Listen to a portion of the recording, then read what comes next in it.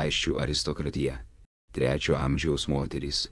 Romėnų Tacito Germanijoje, toje pačioje, kurioje pirmą kartą minimi aisčiai moteris aprašytos su nepakartojama įtaiga.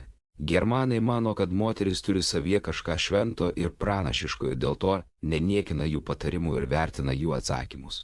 O aisčiai, jų pagarba skleidžiasi matant, kiek daug laiko ir lėšų jie skyrė savo moterų puošybiniams poreikiams tenkinti.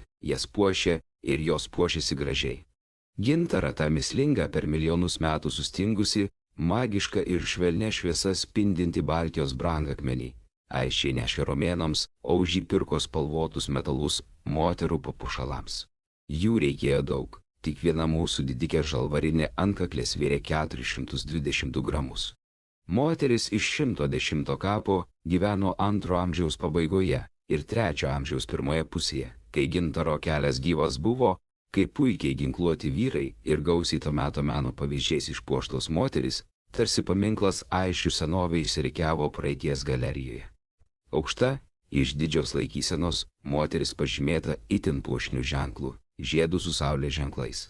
Plaukai perrišti spalvinga juosta, jos pakraščiai kaktos ir smilkinių srityje išpuošti kabančiamis žalvarinėmis įvijomis, o nugaros pusėje įpintas iš kabančių žalvarinių įvijų ir gintarinių karolių suvertas papuošalas.